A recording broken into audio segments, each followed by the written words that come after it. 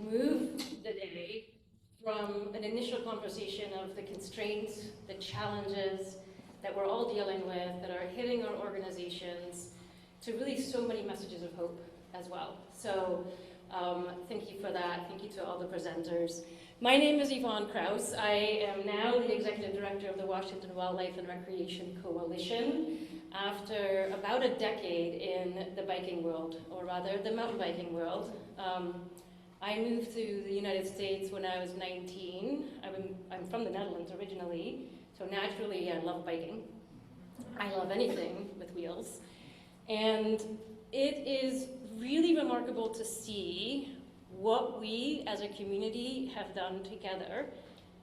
Having moved to Washington State in 1998, beginning bike rides here, exploring the regional trails, doing long distance rides, getting to know my new home, and then taking a little break and doing all of that biking in the mountains, and now jumping back on my road bike to explore the region.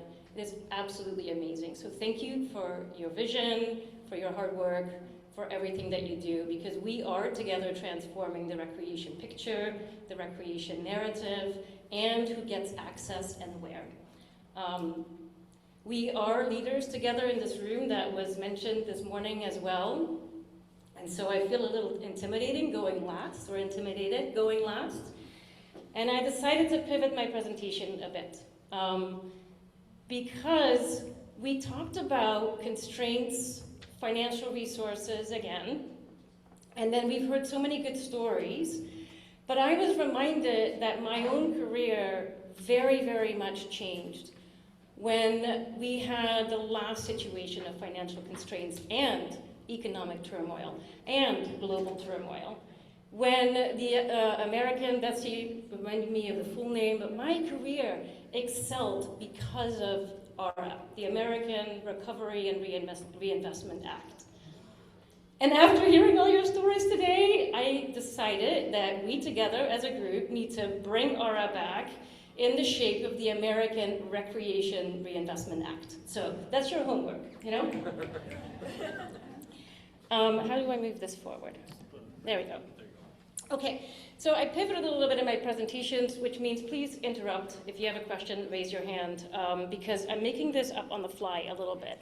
I am bringing the technicality back a little. We heard about fragmentation today, we heard about siloing today. And I'm going to explain a little bit on how our project, program, and coalition works. And while we're doing amazing work in collaboration, and we get things done through a coalition of organizations, industry, government agencies, municipalities, we also still work in programs that are siloed, and programs that have very strict grant funding requirements and RCWs and WACs that govern them. And so what do we need to do as a community to eliminate some of those restrictions, perhaps, to bring back some of the flexibility? And maybe we decide that we don't need to, but right now we do have these messages of fragmentation and siloing happening. And so I want to dive into that a little bit.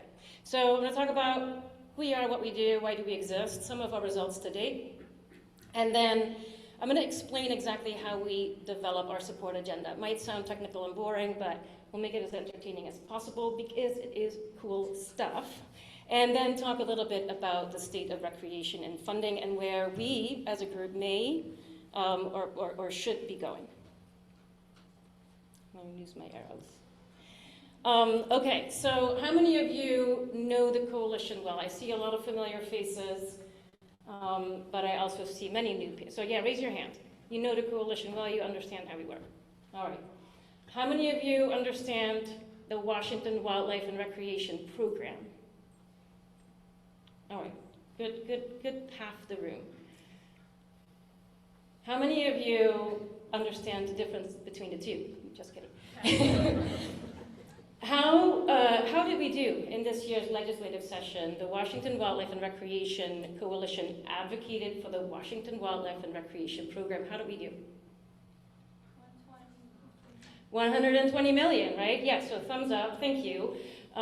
We did very well, and that is because we are a coalition of people we come up with a shared narrative, and we are very strong in bringing that shared narrative to Olympia to explain to legislators why we need to invest, why this funding is necessary, and have a strong background in the reason for why we are asking for the amount we're asking for and what's on our support agenda. So we come up with a common vision, and we are a bipartisan coalition as well. So I'm going to skip this slide and explain that a little bit later, but our mission is to create a greener, healthier, and more equitable Washington state for everyone. And we do that through coalition building, we do that through education, we do that through advocacy for conservation and recreation funding. And really what we want to make sure happens is that we continue to preserve the open space that we have. We are funded by the capital budget, so yes, we also want to add to those open spaces and green spaces that are available to us. We do want to provide recreation for everyone. As I transitioned into this new position, I love bikes, but it was just wheels. And so now I'm expanding my role into a much greater area of playscapes, parks, trails, acquisition, natural habitats, critical habitat, riparian habitat, right? So expanding my scope a bit and make sure that where and how we fund, it's done equitably.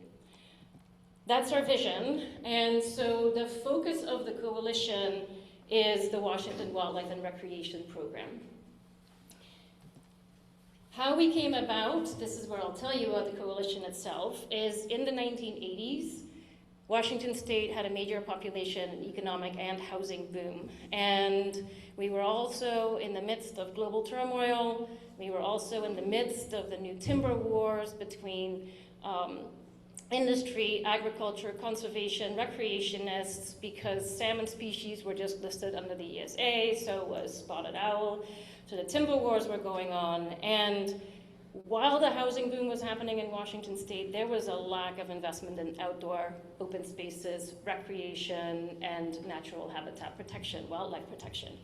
So a group of forward-looking and progressive 10 founding members got together to come up with the idea to form a coalition that would bring all these stakeholders across Washington State together and talk about how we were going to address this problem of losing habitat, addressing housing boom with access to green spaces, wildlife corridors, and parks and recreation. The idea was that we would advocate for a one-time bond to create this investment fund, but what instead happened was the Washington Wildlife and Recreation Program was formed, modestly named after ourselves. And so instead of a one-time bond, we now have an ongoing program that funds recreation projects every year in perpetuity. So our coalition itself advocated for $120 million in the budget this year. I should say we advocated for 150, we got 120, I'll talk about that as well. But our annual budget and what it takes to run the coalition is very, very little. How much of the funding that came out of the 120 goes to the coalition? None. Zero, right? So when we talked earlier this morning about not-for-profits stepping up, when Jaime was talking about the role of not-for-profits right now, the public-private partnerships, this can be done, $120 million secured with zero investment in the coalition itself. We are a not-for-profit, 100% funded by donors, industry, private contributions. So we can do a lot with very little resources. Every dollar that you donate to the coalition translates into $164 in projects, new trails, new parks. Historically, that's been around 100. We've really seen the effectiveness of that increase over the last few years. And again, none of those funds come back to the coalition. We advocate for it. It goes 100% to the amazing team at the Recreation and Conservation Office to then implement the grants. So the Washington Wildlife and Recreation Program itself, sounds like most of you are familiar. Who has submitted a grant directly?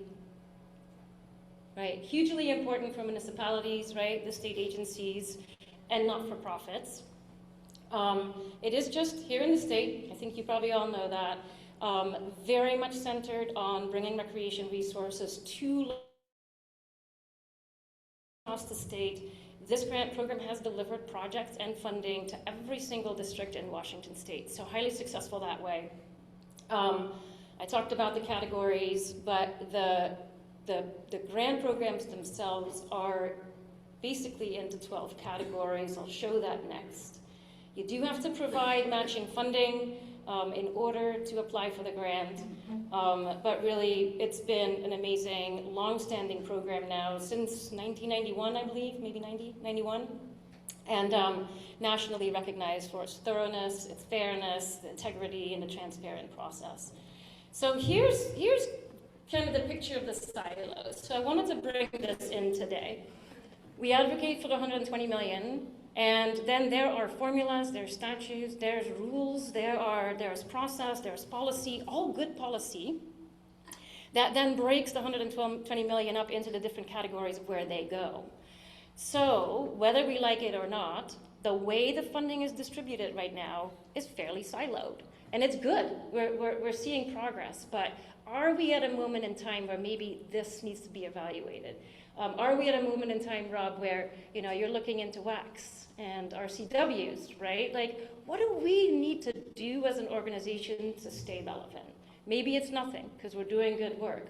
But I think we're at this time, we have time, there's urgency that perhaps we start looking at this a little bit more.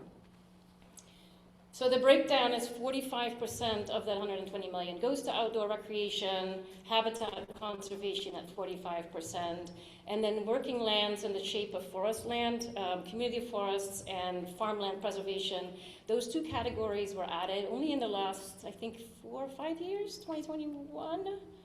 So those are fairly new, and we're seeing quite a few applications and interest there as well. So here are the results.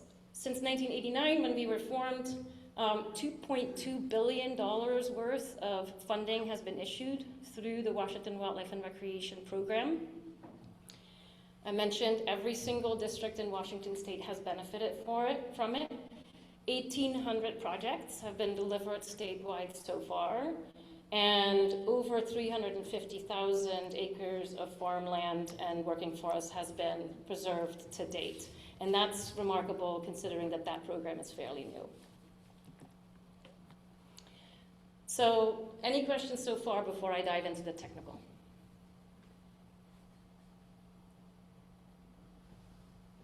All right. Okay. So here's what happened this year. We asked for 150 million. We had a number of applications, and the 150 million would have supported 174 projects in 34 counties. Now remember, this happens every 2 years, right? So this is 174 new recreation projects in 34 counties in Washington state. It would have generated 360.4 million in local and federal match dollars, so leveraging the public investment. 65 new local parks, 16 new trail projects, 5 water access projects were included in the applications this year.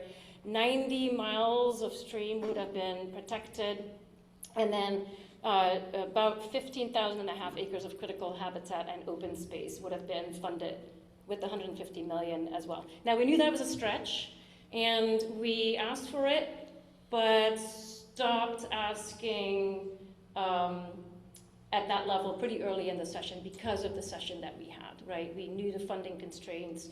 We understood that asking for too much this year was not going to be good for us. So we were fairly pleased when we saw the budgets come back at 120 million and decided to basically bring the coalition together around that and testify for that amount. So that still means that with $120 million that were included this year, 125 new projects will come online. We will not know the exact numbers until October, the next funding board meeting. We'll get the final numbers, but 125 New outdoor projects. Nate pulled the numbers from me real quick. I think it was 9 new trail projects in the next 2 years under contract. And how much was it, Nate? Where's Nate? $29.4 million in total funding. $29.4 million in total funding for trails. Yes. Super, thank you. So pretty significant for a 2-year cycle. So here's how we do it. Here's how we set our support agenda and our ask. We are funded out of the state capital budget through general obligation bonds, and we have a really strict formula in how we get that to allow us to get all of the coalition members to rally around it. The coalition is made up of industry, working lands representatives, hunters, fishers, hikers, climbers, mountain bikers, soccer moms. We talked a lot about adaptive access and accessibility. We fund accessible playgrounds. It's really an amalgamation of any and all recreation interest and outdoor access interest you can think of. And more importantly, we're bipartisan, and we work hard to keep it that way. So in order to keep that integrity, we need to have strong process, and we need to rally everyone around the amount, what goes on our support agenda, and feel good about it. So what we do is we look at the amount that's reasonable. If we identify what's been funded in previous years, adjust that for inflation, what would the funding level look like this year? We look at the WWRP as a percentage of bond capacity or bond funding capacity, and is that reasonable? Is it around where we need to be? The third identifier is how are REIT tax collections doing, and what is the WWRP's portion in related to that? Is the request adjusted for those tax collections? How do we come in? And then what are we spending per capita? Very simple. What do we spend in 1989 per person on recreation in Washington State, and what are we spending now? And that should be about the same, right? And so if it's going down, we have a problem. If it's going up, maybe we're spending too much. So we look at that, and then we also try to actually fund the grant applications that come in at least at 50 to 75%. So we hope to get the grants funded when they come in. So 50 to 75% is another factor. So we put that all together, and this year the picture looked like this. If we use that 50% of all funding requests, so all the grant comes in, if 50% of them get funded, we would have needed $91 million this biennium. If we adjusted the original 1989 WWRP funding for inflation, we would have needed $105 million. If we maintained our average of bond capacity, sorry, little technical here, but this is important, right? Like, where do we take it from here? Are these technical needs the same? Do they need to change? What do we need to do? So the bond capacity has been on average 3.91, so less than 4%. How do we come in? If we keep it there, we would have asked for $163 million. We would have asked for $173 million if we adjusted the WWRP levels for REIT collections, real estate excise tax. And then the historical average, as I mentioned, what are we spending per person? We would have asked for $197.7 million to get to approximately $24 per person in Washington State spent on recreation. And so where the State Policy Committee landed is $150 million for this year. And then what we do is we vet that. We bring that level and that number up to legislators and ask them how they feel about that. We then look at, okay, at that level, how many of the projects would get funded? And this year, that percentage was quite high. 80% of all grant applications would have gotten funded at 150, so a little higher even than our goal. We would have invested about $18.50 per person, and at 150 million, the bond capacity was 3.26, so good there, and 25% increase from previous funding levels. So that's significant, but our funding increases have actually been quite significant budget year over budget year. So we vetted it, we got good feedback that 150 was the right amount, and then that was locked in, and then we work on our support agenda. So while we are focused on the Washington Wildlife and Recreation Program, we then bring the coalition together through a state policy committee to develop a support agenda that is much beyond the WWRP. So we talk about No Child Left Inside, does it go on our support agenda? Youth education, natural areas. On the capital, let's see, the left side of your screen is the capital budget. Farmland protection, community forests is on our support agenda. State parks ADA compliance was on our support agenda this year. Forest health. So this changes every year, but we collectively agree, negotiate what comes in or comes onto the support agenda, and then we advocate for it throughout session together. We talked about STRI earlier today, or STRI or STRI. Maybe that's what I'll start calling it. STRI funding this year. I think that was probably the biggest loss, where the coalition did not succeed as we lost the funding this year, and that was rough after so much work that was put into that program and the efforts. To see those funds disappear was challenging.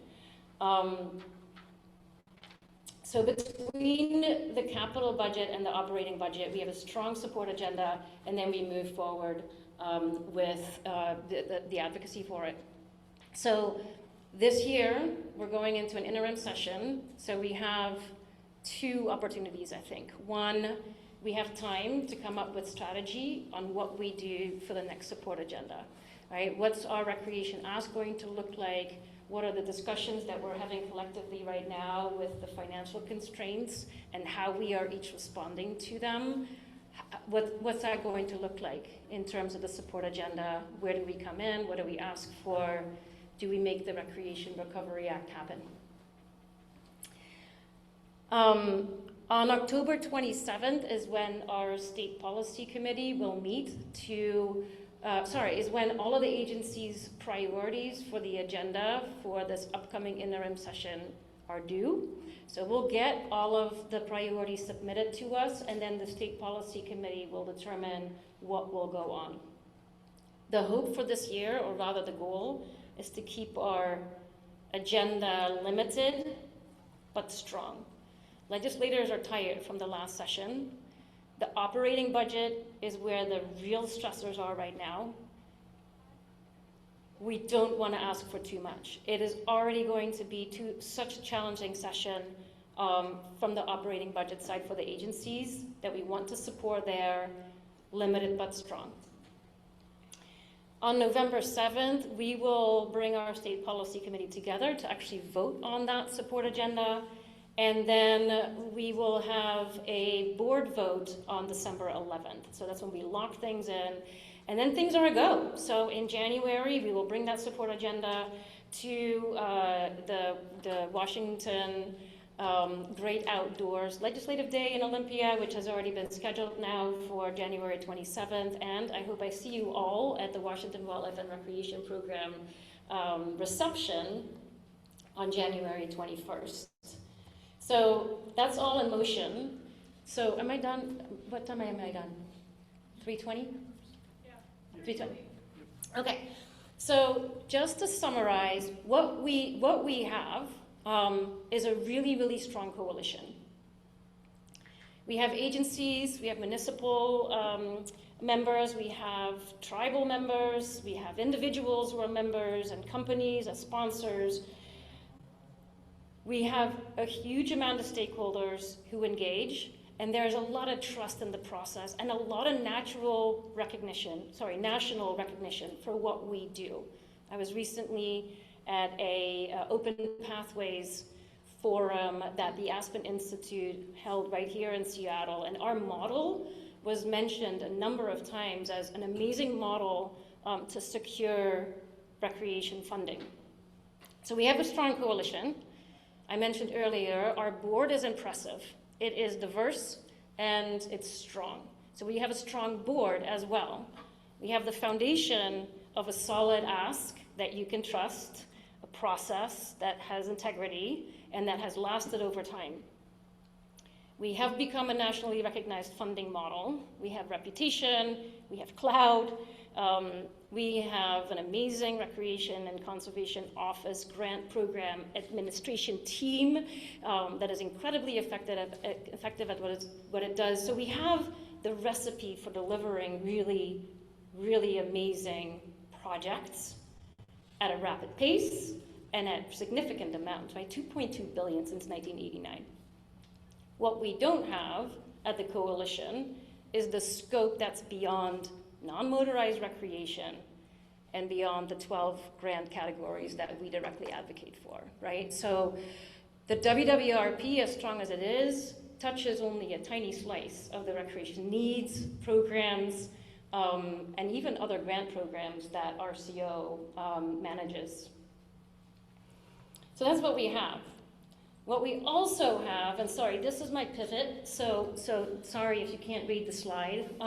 These are my own notes from lunch. So what we also have, and what I heard today, is we have funding insecurity, right? Even though we are such a robust program, we have to advocate for funding for this thing every year, every other year. We're back in Olympia. We have to re-educate. We have to make the case. So one of my favorite movies is Safety Not Guaranteed. Our safety isn't guaranteed. We're good and we're strong. And this morning I asked my AI friends, how's the recreation funding environment looking in Washington State? And it talked about accounts being swept, and it talked about the challenges in the budget, and the revenue forecast, and what's happening, and how challenging we're going to be. But it said, but there is one program that seems to buck the trend, and that's the Washington Wildlife and Recreation Coalition. So we're doing good, but even our safety is not guaranteed. We also, as I mentioned, as we heard this morning, and I want to just reiterate that, we have a lack of flexibility. Not only do we have, here, actually, I have another slide that will explain that, I think. Yeah, not only do we have the buckets of the 120 that goes into the different categories, even within those categories, there are rules, percentages, and breakdowns of how much money. So we have categories that are oversubscribed. There are categories that are undersubscribed, right? Where is the flexibility? And is it time for a change? I don't know, but I feel like we're at an inflection point, and it needs to be reviewed. Back to what we also have. So lack of flexibility.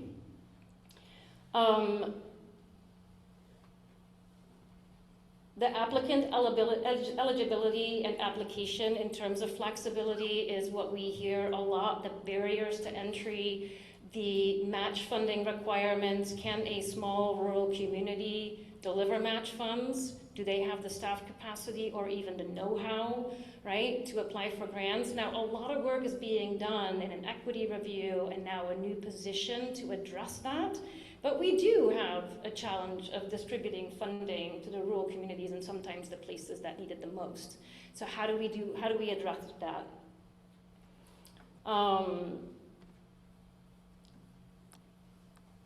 And then Rob is fixing our strict funding and allocation rules with his review of WACs and RCW, so thank you, Rob. And then lastly, fragmentation and lack of a comprehensive state vision. And I say that a little bit tongue-in-cheek because we do have a strong state vision. It's within our DNA, it's what we're all working on. However, the shared narrative came up at the Open Pathways forum that I was at a couple weeks ago. The shared narrative, while it's strong, we are all still working in our own silos. And I even today heard about a couple of initiatives that are going on. PAIR, I hadn't heard about PAIR before. That all these, just so many work groups, committees, plans, programs that we're all working on. What do we need to do to make that shared narrative more collective, more strong, with one voice, so that the Washington Wildlife and Recreation Coalition is not only successful in the non-motorized side, but has either an equal, right? Like, how do we all actually pull I'll say that with very limited research since COVID, a lot of countries have actually now done that. Ireland now has a national recreation strategy. That was 2021. Finland has a national recreation strategy. Their strategy is more about how do we make sure that everyone has access to the outdoors, not so much project-based or planning-based, but simply what is the right of every single citizen in the country when it comes to access to open space and how. And Switzerland has a recreation strategy that's all based on sustainable tourism, sustainable travel, sustainable open space use. So it can be done. And those countries are, some of them are smaller than our state, right? But if you can do it on a national basis, we should be able to do that in Washington State. So that's my challenge. That's my ask. What do we need? Where do we go from here? Do we get to a situation of a dedicated funding source? Let's see if we can make that happen. Other states have now done this. What do we need to do to get there? How do we take that safety not guaranteed item from the table? Increased flexibility and nimbleness, we heard that today. It is absolutely needed as we move forward, especially now, right? How do we help the federal government, the capacity challenges that we'll see there, the grants that they have, how do we help them? How does it get implemented? Can we get a good neighbor type agreement set up here in Washington State the way we do it, right? With fire. Can we do that for recreation? So lots of innovation opportunity, lots of amazing trust and expertise in this room. I have nothing but hope as we move forward. And yeah, I just really appreciate what you all do, and keep up the great work. I just love living in Washington State. I love being outdoors here, and I wouldn't want to live anywhere else, and I have you all to thank for it. So appreciate it. Thank you.